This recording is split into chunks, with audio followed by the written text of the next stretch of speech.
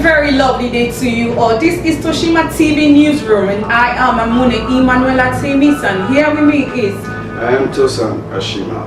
Welcome. On today's news, these are the highlights. Experts engage Fashola at LCC IPAS sector dialogue.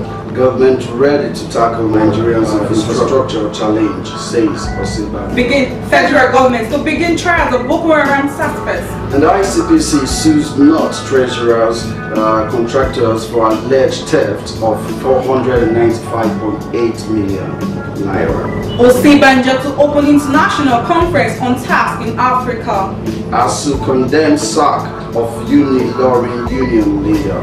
Alleged mismanagement of Desopadec Fund unsettles Delta. IGP, the Inspector General of Police, pleads for recruitment of 31,000 cops yearly. Hurdles that stalled passage of PIB by Tayo Alasodora. Kogi State PDP cautions governor against anti-labor actions. East-West Road may be ready in 2019, says Minister. ICSAN seeks robust engagement of shareholders to check conflicts, corporate failures, and others. Here is the news in detail. Experts to engage Fashola at LCC IPAS sector dialogue. The Lagos Chamber of Commerce and Industry (LCCI) is set to hold a dialogue targeted at preferring solutions to challenges in the nation's power sector.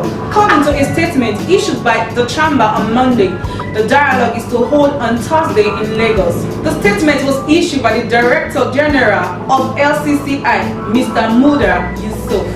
It said that the dialogue was part of the Chamber's public sector engagement programs for the youth of the nation's economy.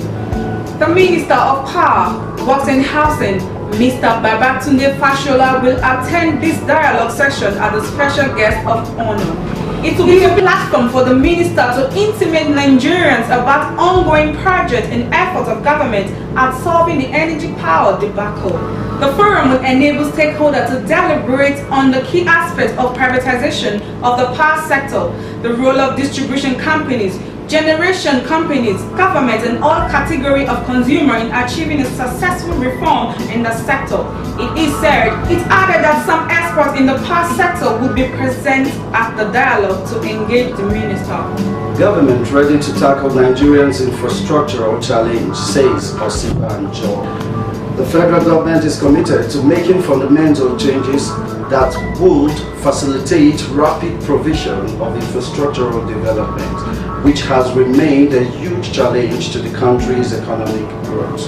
This is even as the Infrastructural Concession Regulatory Commission (ICRC) says it is targeting about 3.2 trillion naira to scale up infrastructure development in the country, with yesterday's launch of the Public-Private Partnership (PPP). Disclosure web portal for the transparency and accountability at the banquet hall of the Presidential Villa, Abuja.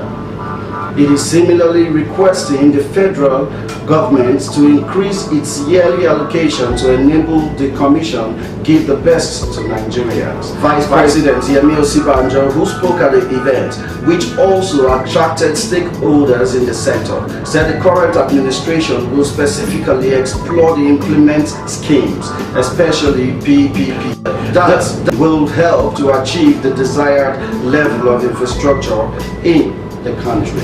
Osibanjo said the PPP disclosure initiative designed to enhance transparency and accountability was coming at a time that government was poised to attract private investment and expertise, as well as boost the country's infrastructure development. This initiative is not only relevant but timely. I am totally in agreement with the global trend that PPP is the way to go since the government cannot do it alone. Given the huge capital layout required to address the massive infrastructure deficit in our country, the private sector is expected to play a critical role in providing basic infrastructure in collaboration with the government under PPP arrangements. I do appreciate that the challenges are daunting and enormous, but we are resolute in our determination to ensure we reap full benefits of PPPs by creating the needed enabling environment for the schemes to flourish in Nigeria. The Vice President lamented that several intervention programs were initiated in the past to bridge the high infrastructure gap in the country without much success due mainly to corruption, mismanagement and outright diversion of resources meant for the provision of critical infrastructure to the citizens. Osibanjo, however, noted that a firm PPP arrangement where the private sector provides the finances would have taken care of the process. The Acting Director General of ICRC, Chidi Israel, stated that the Commission's target of 3.2 trillion naira also falls short of the total funds required to build a robust infrastructural needs that would be a pride for the country in the Committee of Nations. According to him, our country is challenged by massive infrastructure deficits in housing, roads, airports, and in other areas, and because the country is in the middle of the world with the right infrastructure, the nation would be the hub of development in Africa. The country director, World Bank, Mr. Rachid Beneswat, said that the infrastructural needs of Nigeria far exceed what her government could handle. The private sector is critical to respond to the infrastructural gaps. The question before us now is how to develop more PPP projects and how to enhance communications of success stories. The legal framework also needs to be strengthened, while more needs to be done in the areas of transparency and accountability. The allegation of 40 billion misappropriated fund of Delta State Oil Producing Area Development Commission, DESOPADEC, by Governor Ifeanyi Okowa has unsettled the people, especially the oil-bearing communities. The interventionist agency created to impact on positively these settlements expectedly has been allegedly described as a conduit pipe by the current administration in the state to siphon public funds. It was alleged that since assumption of office as the state chief executive on May 29, 2015 to June 2017, Okowa received 127 billion naira as 13% derivation fund from the Federation Accounts and Allocation Commission (FAAC), with 50% of the amount, 63 billion naira due to DESOPADEC, disappeared into thin air. ICPC sues North Treasurer contractors for alleged theft of 495.8 million naira. The Independent Corrupt Practices and Other Related Offences Commission, ICPC, has sued the treasurer of the Nigerian Union of Teachers, North Abuja Municipal, Mr. Percy Nda, for alleged stealing of 495.8 million naira belonging to the union. Nda is facing a 5-count charge before Justice Adebola Adeni of the Federal Capital High Court, 20 Apo Abuja. He was accused of conspiring with two contractors, Frank Ibenidio and Uche Uwedi, to convert 495,828,000 naira meant for North Housing Loan Scheme to personal use. The counsel to the ICPC, Mr. Rahim Adishino, told the court that Nda and his associates committed the crime from November 2011 to October 2015. In one instance, the court had that Nda allegedly stole the sum of 296 million naira of the union's money and converted 221 million naira from its operational account to personal use. He was further accused of receiving another 75.2 million naira belonging to the same union from Isaac Sander, who is the managing director of Contemporary Archivation Limited, a company involved in the housing scheme.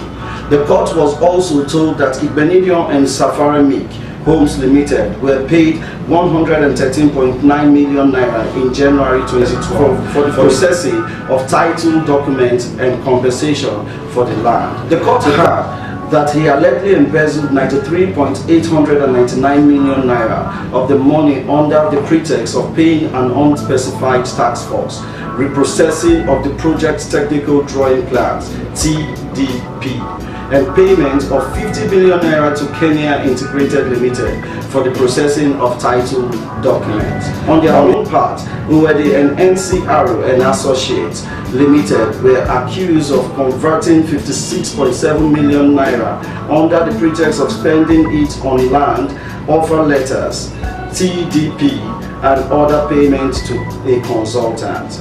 All the accused persons pleaded not guilty to the charge and were granted bail, while the matter was adjourned till October 31st and November 1st, 2017 for hearing.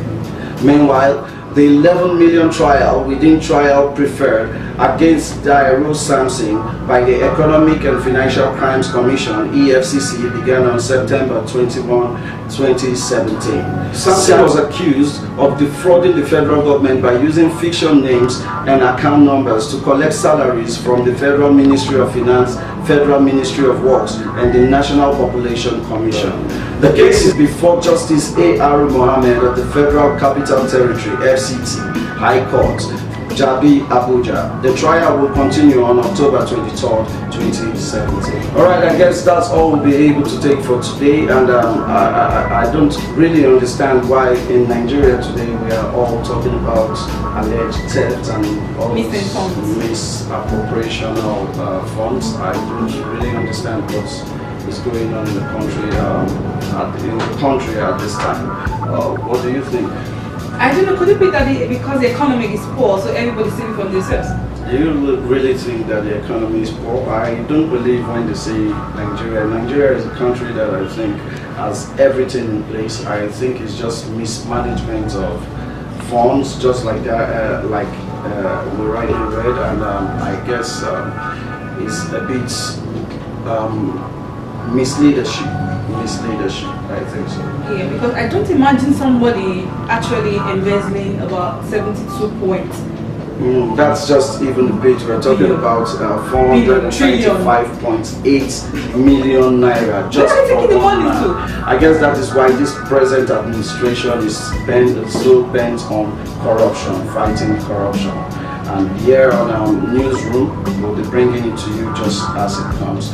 But for now, I guess this is what we'll be able to take, and this is the far we will go. Okay, quick look at the highlights. Experts to engage Fashola at LCC I-Power sector dialogue. Government ready to tackle Nigerians' infrastructural challenge, says Osinbajo. Alleged mismanagement of desktop paddock fund unsettles Delta.